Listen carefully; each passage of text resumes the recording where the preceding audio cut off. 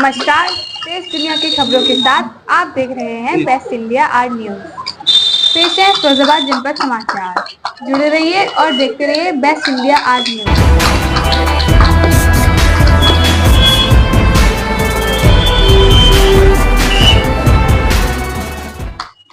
नमस्कार। देश दुनिया की खबरों के साथ आप देख रहे हैं बेस्ट इंडिया आज न्यूज। नमस्कार, बेस्ट इंडिया न्यूज से मैं राणा कृपाल सिंह। दर्शकों, आज आपको मालूम होगा कि आज विश्व मानव एकता दिवस है और विश्व मानव एकता दिवस पर मैं समझता हूं कि मानव हितों की बात होनी चाहिए। इस अवसर पर हमारे बीच में फिरोजाबाद महानगर से विद्वान लोग बैठे हुए हमारे बीच में, थोड़ा चर्चा करेंगे इस विषय पर भी कि वो मानव के हितों की रक्षा कैसे हो सकती है विश्व स्तर पर, जहां बहुत सारी समस्याएं आती रहती हैं। इसी अवसर पर मैं सबसे पहले परिचय कराऊंगा हमारी डिबेट में इस समय जो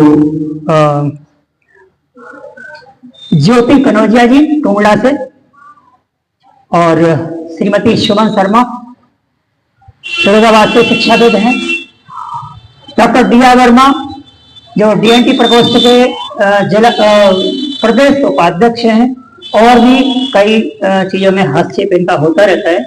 सामाजिक मंचों पर बहुत जुझारू नेता भी हैं समय,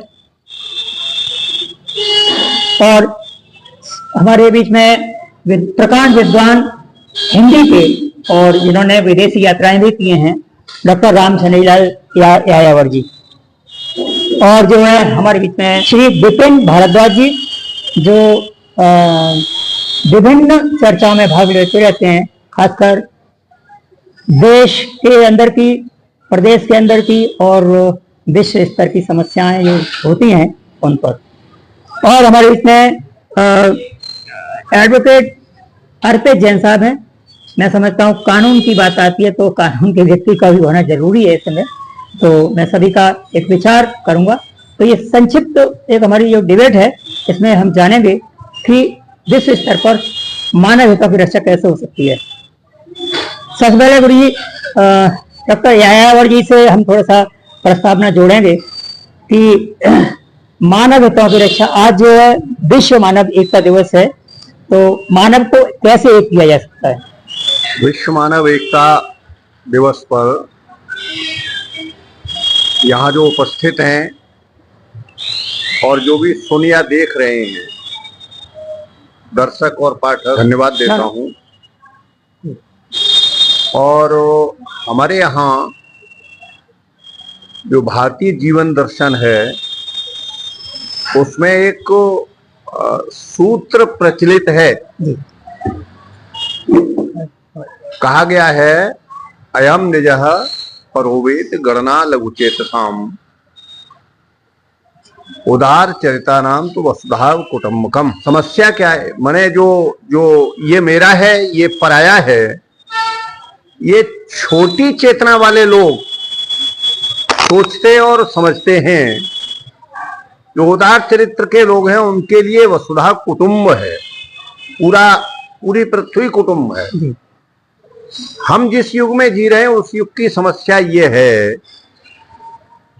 कि यह जो विश्वग्राम की कल्पना है उसमें विश्व एक दूसरे को बाजार समझ रहा है।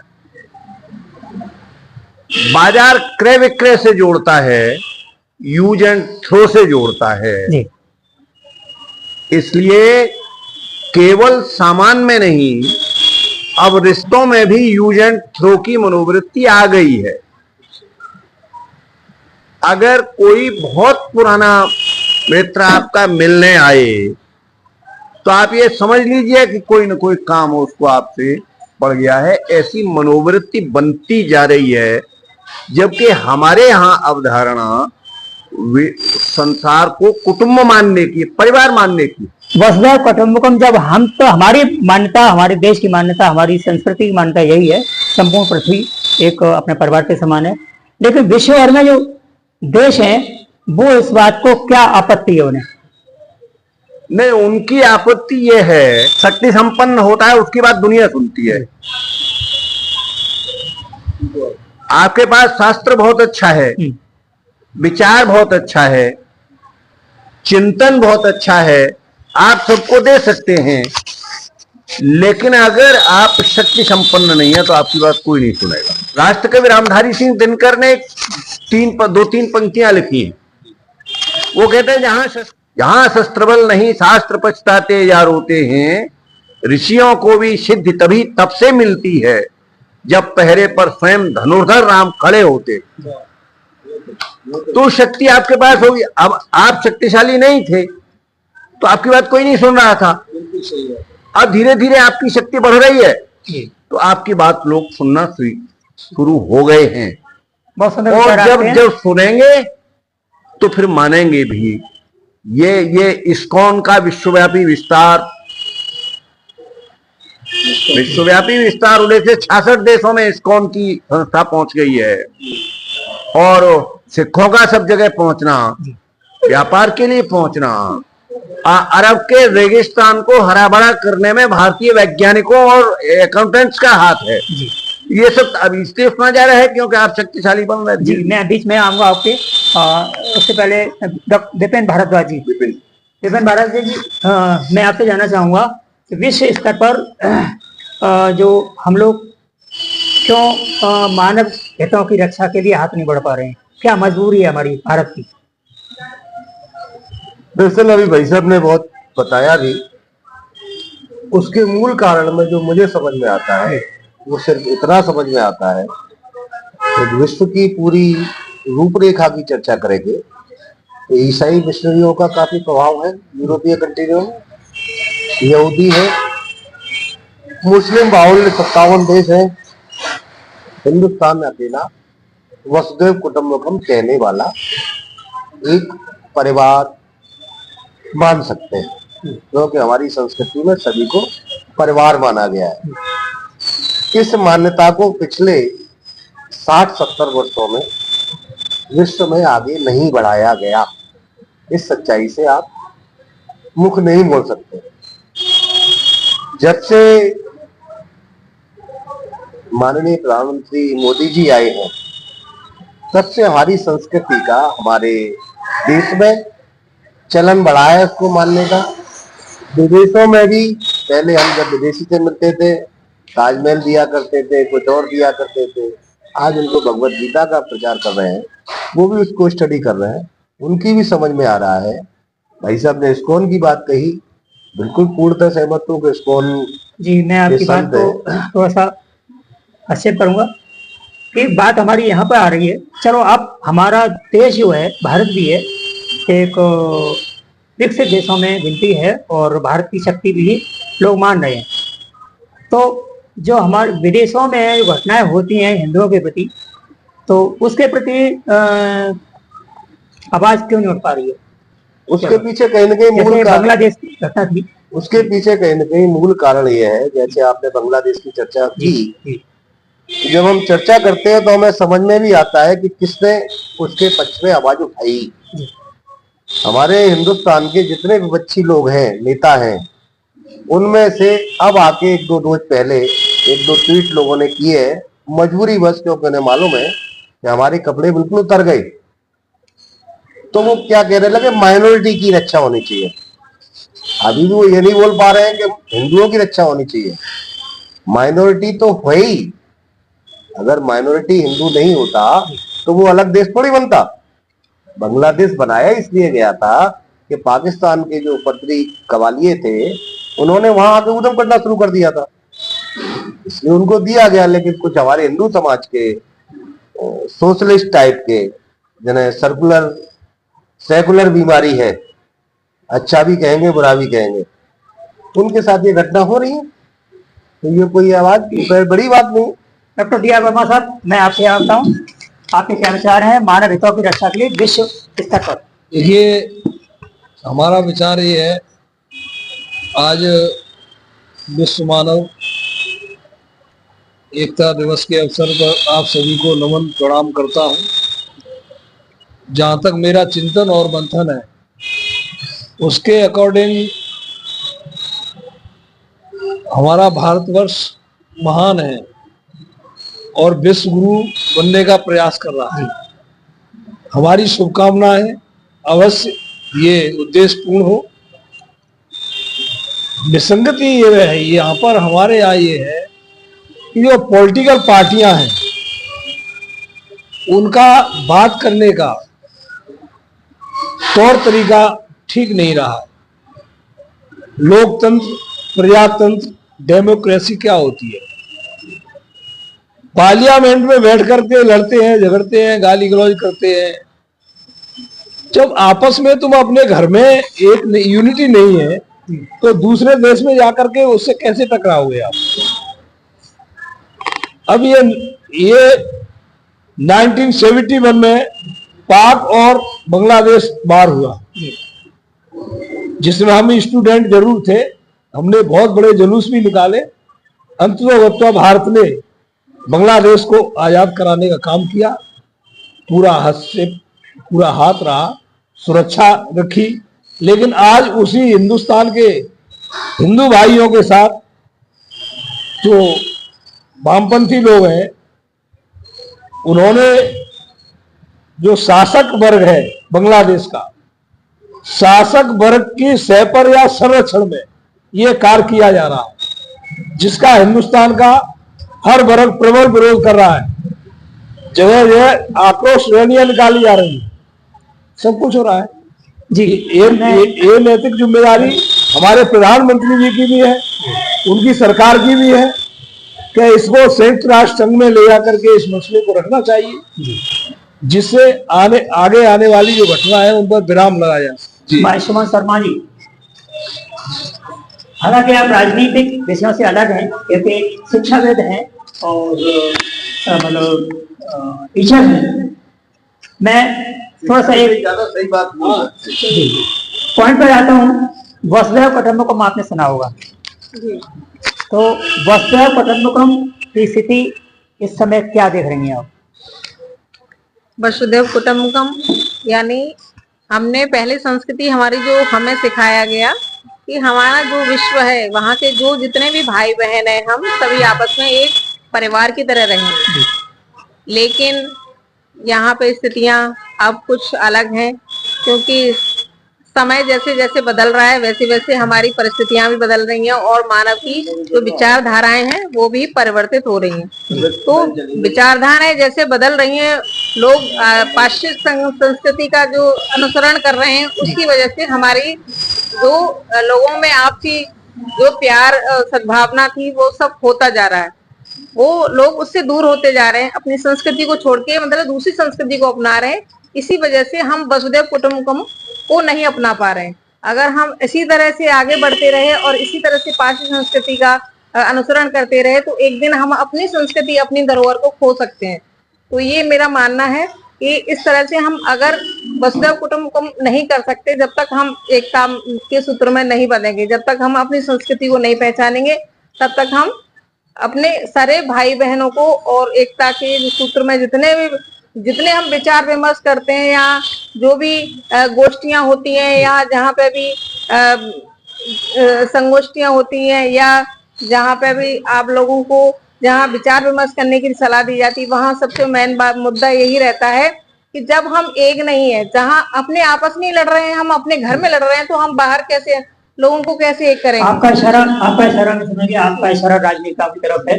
तो ज्योति कनौजिया जी, राजनेताओं के बारे में 2 शब्द बोले, एक सम्मान सहित।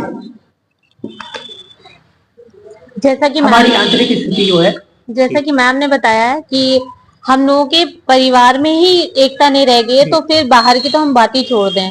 और परिवार ही एक राय नहीं रख पा रहा है। अभी एक परिवार की बात करें, उसमें भी 5 सदस्य हैं, तो 5 पार्टियों को मानते हैं, तो उनको लेके विवाद किया जाता है। और पार्टी भी अलग अलग अपनी सोच धारणा एक ना करके, जैसे कि आज के टाइम में देखा जाए तो बेरोजगारी बहुत हो रखी है।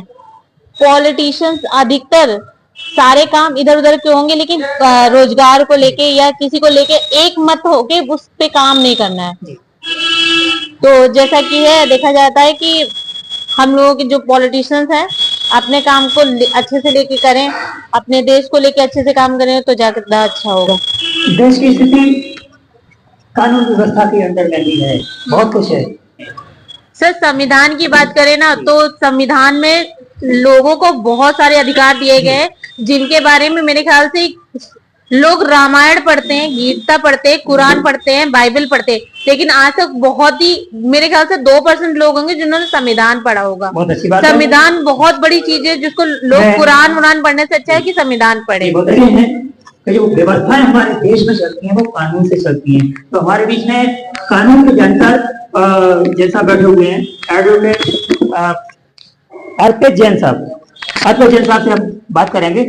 सर ऐसा है कि हमारे देश में रोज नए कानून बन रहे हैं, बिगड़ रहे हैं, और जो राजनेता आता है वो अपने के हिसाब से सोचता है, तो आप क्या कहेंगे? मेरे हिसाब से कानूनों में संशोधन होना बहुत जरूरी है जी। क्योंकि ज्यादातर कानून हमारे देश में थे वो अंग्रेजों के जमाने के थे। अंग्रेज के टाइम के जो कानून थे ज्यादातर, आईपीसी ले लो आप, सीआरपीसी ले लो, सीपीसी ले लो, इनके जितने भी रूल्स और रेगुलेशंस थे सारे ये अंग्रेजों के जमाने थे। अंग्रेजों यानी कि कॉन्स्टिट्यूशन से पहले के ये कानून थे सारे, देश आजाद होने से पहले के। तो मेरे हिसाब से कानूनों में बदलाव होना बहुत जरूरी है।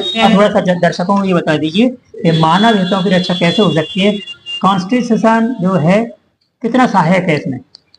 अगर मैं अंतर्राष्ट्रीय बात करूं तो जब तक भारत को यूनाइटेड नेशन सिक्योरिटी काउंसिल में परमानेंट सदस्यता नहीं मिल जाती है तब तक भारत थोड़ा सा भी कमजोर। और आने वाले समय में ये मेरे हिसाब से ये बहुत जल्द होने वाला है। हमारे प्रधानमंत्री पूरा प्रयास कर रहे हैं इसके लिए।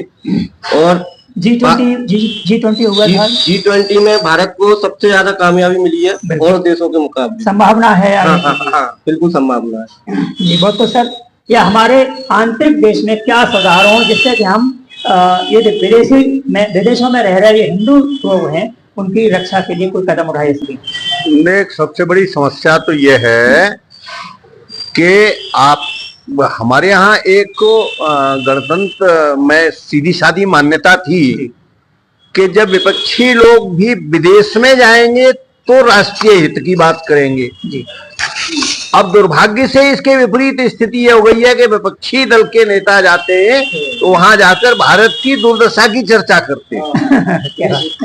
ये दुखद है। तो हमें ये सोचना चाहिए कि हम राष्ट्र के प्रतिनिधि हैं और वो नहीं करना चाहिए। वो नहीं। तो जब हम एक भी शब्द बोलते हैं, अब यहाँ का एक नेता जाकर के पाकिस्तान में कहे कि मोदी को हटाने में हमारा सहयोग करिए, ये तो बेहद पीड़ादायी विषय है। तो राजनीति के ही सुधरने की आवश्यकता है।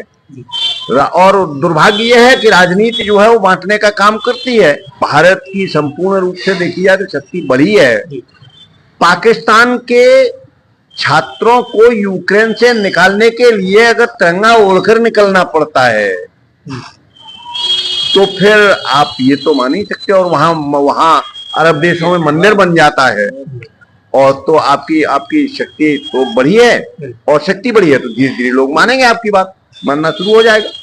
बिल्कुल। आपने विदेशी यात्राएं भी की हैं तो लगभग भारत की छवि का वो आपने वर्णन किया है, बहुत अच्छी बात है। मैं जिन 9 देशों में गया हूं उन सब में भारतीय बड़ी मात्रा में मिले हैं मुझे, और भारतीय भोजन मिलने में भी कोई कठिनाई नहीं हुई है। लगभग क्या उपाय होने चाहिए कि हम हमारी आवाज को विश्व जो संघ है तो उसमें पहुंच सके?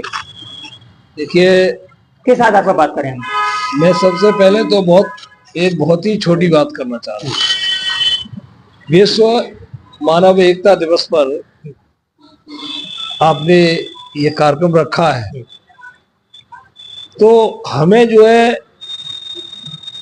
हमारे जो पॉलिटिशियन है उनकी मॉरलिटी पर ध्यान देना चाहिए।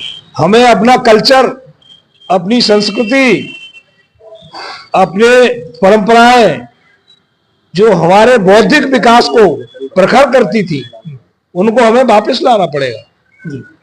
हमने पश्चिमी देशों की संस्कृति को 99% ओढ़ के रख दिया बच्चों के ऊपर। बच्चे फोन नहीं छोड़ते हैं, खाना छोड़ देंगे, फोन नहीं छोड़ेंगे। ये परंपराएं कितनी गलत है। उनका बौद्धिक विकास अवरुद्ध हो गया तो क्या सोच पाएंगे। अगर इस समस्या का निराकरण अगर है तो एक ही है कि हमें ये पश्चिमी सभ्यता को पीछे छोड़ करके अपनी संस्कृति में आना पड़ेगा अपनी आचार विचारधाराओं में आना पड़ेगा। पहले गुरुकुल और आश्रम पद्धति के विद्यालयों में यही शिक्षाएं दी जाती थी, आज पश्चिमी सभ्यता की शिक्षाएं दी जा रही हैं। कोई भी बच्चे माता पिता का रेस्पेक्ट रिगार्ड करना नहीं जानते हैं, उनको जो है अनाथ आश्रम में भेज देते हैं। तो इन जब तक इन चीजों में अमेंडमेंट नहीं होगा, संशोधन नहीं होगा, कल्चर यानी हृदय से परिवर्तन लाना पड़ेगा। आपका मतलब यह है कि भावी पीढ़ी को सुधारना है जी, और कल्चर को अपना पीढ़ी, हाँ, भावी पीढ़ी को सुधारना है। प्लस जो है हमें अभी प्रेजेंट जो हालात चल रहे हैं हमारे देश के, जो ये हो रहा है अभी बांग्लादेश में, इसके लिए हमारी सरकार को संयुक्त राष्ट्र संघ के कोर्ट में जाना चाहिए, वहां अपनी अपील करना चाहिए, प्लस उनको वार्निंग भी देना चाहिए, बांग्लादेश को वार्निंग भी देना चाहिए। ठीक, बहुत अच्छी बात है। और मैं विपिन जी आपके पास आऊंगा। हमारे देश की स्थिति है, अगर हम युद्ध की स्थिति आई विदेशों से लड़ने की, तो अगर पाकिस्तान से लड़ेंगे तो चीन हम पे आक्रमण करेगा। अब लेकिन चीन सुधर गया, पिछले 5-6 महीने में उसको हैसियत मालूम पड़ गई, तो वो समझौते के लिए तैयार भी है और इसको रोज पहले उसने चर्चा भी की। पर्दे के पीछे से तो हमें नहीं, पर्दे के पीछे से अब उसकी हिम्मत नहीं रही। पिछले 2 साल से काफी उसने प्रयास किया, वो क्षमता नहीं कर पाया, तो चीन से भी लड़ना पड़ता। तीसरा सबसे ज्यादा हमारे यहाँ वो सेकुलर मानसिकता जो है हिंदुस्तान में, उससे हमें लड़ना पड़ेगा, क्योंकि यहाँ लोग काट देते हैं, इसलिए कहना पड़ा कि बटोगे तो कटोगे। कोई ऐसी झूठ बात नहीं कही जा रही, कटते हुए देखा है और अभी हाल फिलहाल में देखा है, बहुत पुरानी बात नहीं है कि लोग भूल गए। तो उसको बचने के लिए हमें 2.5 मोर्चे वाली स्थिति में जो इस देश में लड़ाई लड़नी है, उसके लिए सारे समाज को जागरूक होकर उसका विरोध करना पड़ेगा, तब उस स्थिति से हम अपने आप को संभाल पाएंगे। बहुत अच्छी बात है सर। और जो का हमारा टाइम आउट हो रहा है, एक स्थिति सुधर कर निकल आती है कि हमें अगर विश्व स्तर पर लड़ना है, मानव हितों की रक्षा करनी है, तो अपनी पहचान बनानी पड़ेगी। और हमारी पहचान हमारी आंतरिक स्थिति यानी राजनेताओं की स्थिति को सुधारना पड़ेगा। देश में संस्कृति, सभ्यता और शिक्षा, इनको सुधारना पड़ेगा।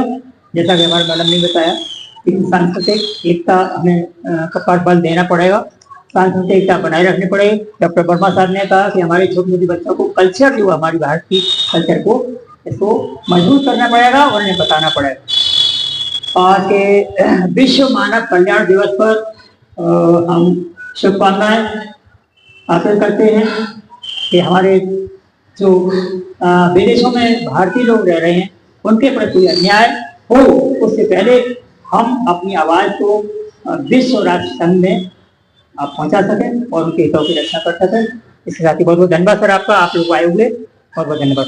Thank you. जय हिंद, जय भारत। जय भारत।